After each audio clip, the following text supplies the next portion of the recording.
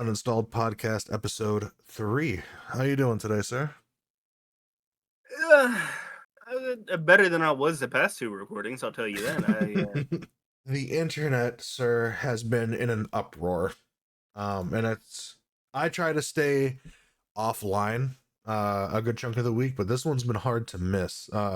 What do you know about this Emiru situation, sir?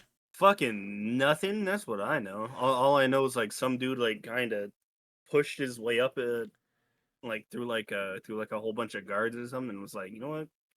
Let me mac on this hoe real quick.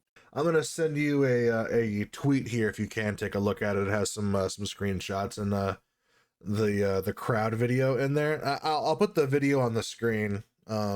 But basically what happens is Emiru is talking to a fan. There's someone currently up there like getting ready to take a picture with her, and someone from off screen just walks up to her and just kind of grabs her, like, hugging. But I've heard that he like kissed her. Watching it back, I can kind of see that he's taken that angle. I mean, he's so tall He, that it's like hard to tell, but it yeah, kind of looks like he's kissing her.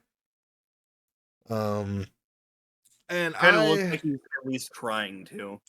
yeah, and I've heard a lot of mixed reports. I mean, I don't want to spend forever going through these screenshots. I could probably just throw them up, but I've heard that I think the only punishment the guy has gotten is he's been banned on Twitch for like 30 days or something, is what I've That's heard. ridiculous. Um, and I guess Emiru is not impressed with Twitch's response to this. And I guess they're kind of bringing up the fact that in the lead up to this, there was a lot of people um saying that, like, I don't feel safe enough to go to TwitchCon this year. I don't trust the security. Now, this is where my ignorance is going to come in. I am not a Twitch guy. I don't know if there have been issues at previous TwitchCons that are leading people to do this, because I kind of saw this all spark up um, after Charlie Kirk was killed.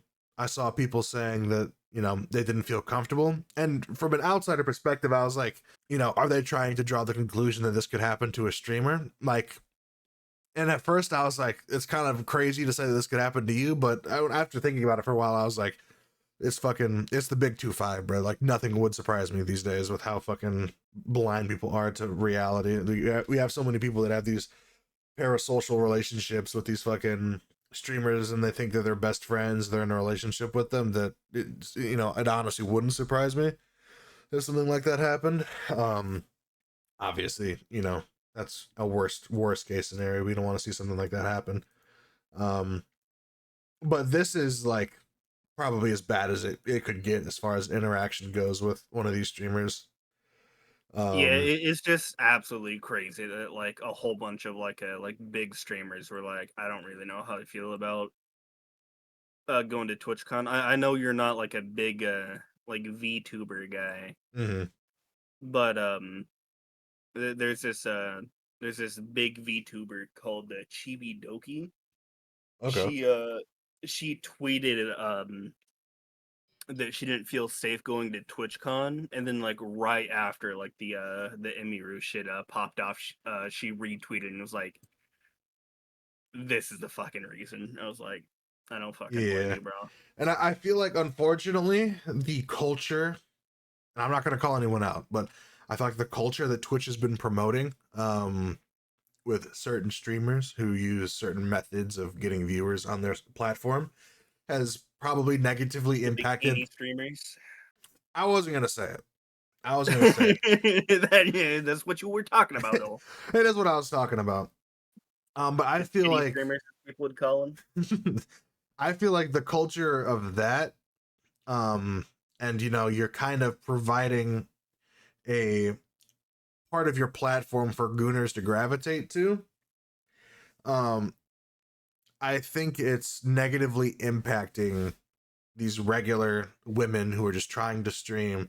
They're not, showing themselves off. They're doing literally nothing to try to attract people.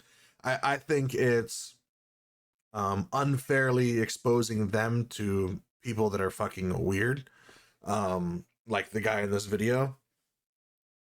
Um, and if I was a woman, if I was a woman that streams going to these events, I'd be kind of freaked out too, especially after this, bro. Like, I honestly, I don't think if I was a chick, bro, I don't think you'd catch me at one of these events going forward.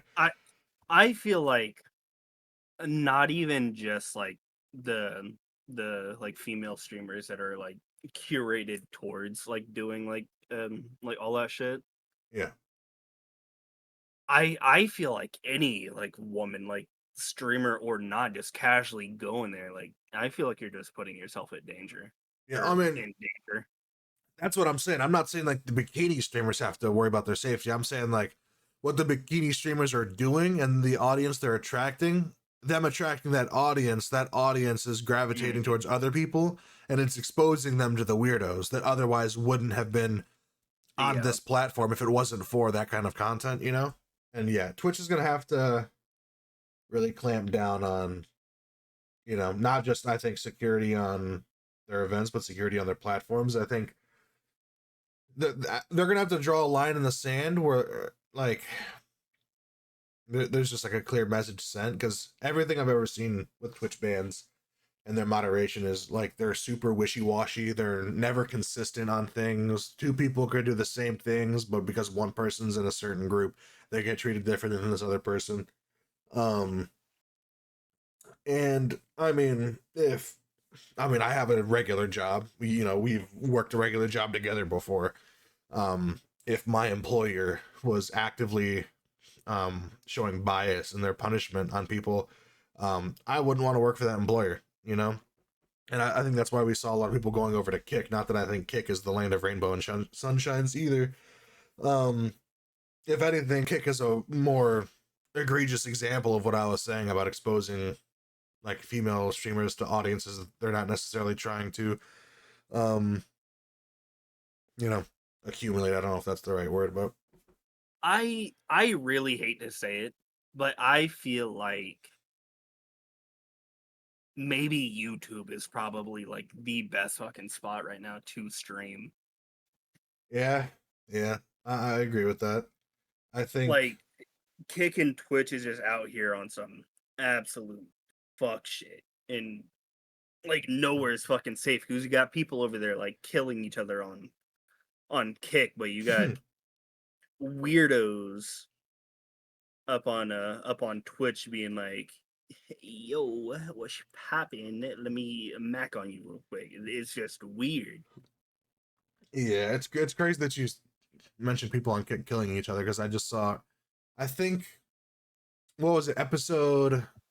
It might have been episode 2, where when I talked about Sam Pepper. If you remember me talking about him, Yeah, um, he's the feels guy. like a month just to refresh your mind, Sam Pepper is the guy that um did a prank on two of his friends, but the prank was like an ISIS killing where he like kidnapped both of them and like prank killed one of them in front of his like friend, and then was like, it's just a prank, bro. It's just a prank.